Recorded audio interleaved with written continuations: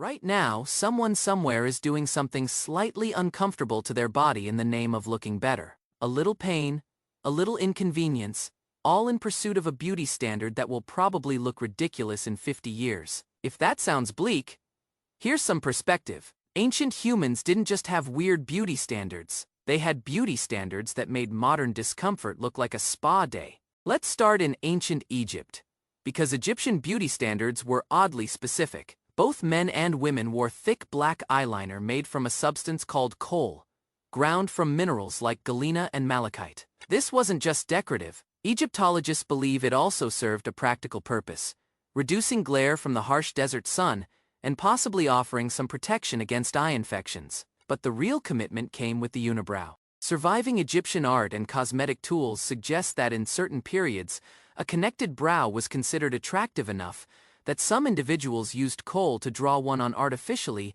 if their natural brows didn't quite meet in the middle. Somewhere in ancient Egypt, someone looked at two separate eyebrows and thought, "This needs to be one eyebrow," and then picked up a stick of black mineral paste to make it happen. Ancient Rome took beauty standards somewhere considerably more dangerous. Pale skin was the ultimate status symbol, since it visually separated wealthy citizens who stayed indoors from laborers who worked outside in the sun. To achieve this, some Roman women applied a substance called cerussa, essentially white lead paint, directly onto their faces. Historical and modern toxicological analysis confirms that lead-based cosmetics like this caused genuine serious health problems, including skin damage and lead poisoning, with some historians linking prolonged use to hair loss, tooth decay, and other documented symptoms. Which means, for a segment of Roman society, having the correct, fashionable skin tone was quite literally a slow-motion medical hazard, applied daily, in pursuit of looking appropriately wealthy. Ancient China developed one of history's most extreme and enduring beauty practices: foot binding. Beginning in some regions around the 10th century and persisting in various forms for roughly 1,000 years afterward, young girls' feet were tightly bound to prevent growth and reshape the bone structure, producing what was known as the ideal lotus foot, valued as a marker of status, discipline, and marriageability.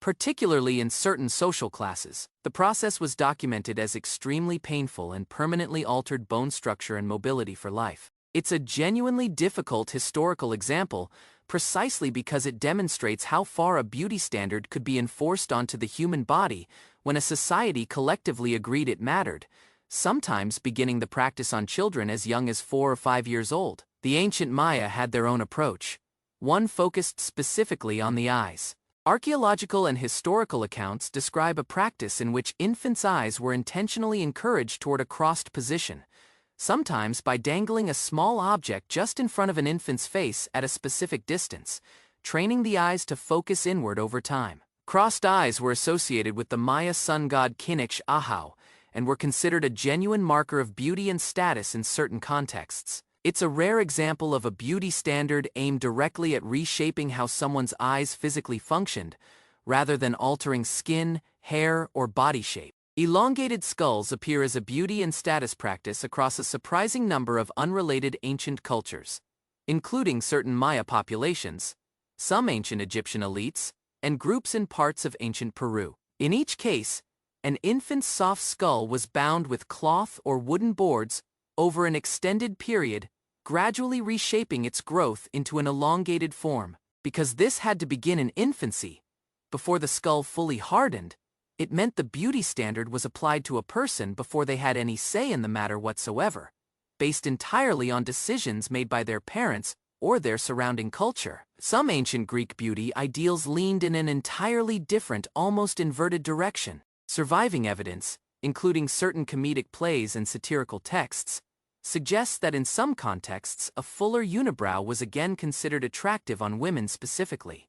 So much so, that some women reportedly used kohl or other substances to darken and connect their eyebrows artificially, echoing the same instinct found independently in ancient Egypt. Two entirely separate civilizations, with no direct connection driving this specific idea, arrived at remarkably similar conclusions about eyebrows on their own. So what does all of this add up to? Egyptians deliberately created unibrows with mineral paste. Romans painted their faces with substances, now classified as toxic. Chinese society reshaped children's feet for 1,000 years. The Maya trained infant eyes to cross. Multiple cultures bound infant skulls into new shapes before a baby could even form an opinion about it. And Greek beauty standards arrived independently at the exact same unibrow conclusion as Egypt, seemingly by pure coincidence. None of these practices were considered strange by the people doing them. Every single one felt completely normal, completely necessary, and completely worth the discomfort at the time. Which is worth remembering the next time you assume your own generation has finally permanently figured out what beauty is supposed to look like. Somebody, 1,000 years from now, is going to look back at whatever you're doing right now and wonder what on earth you were thinking.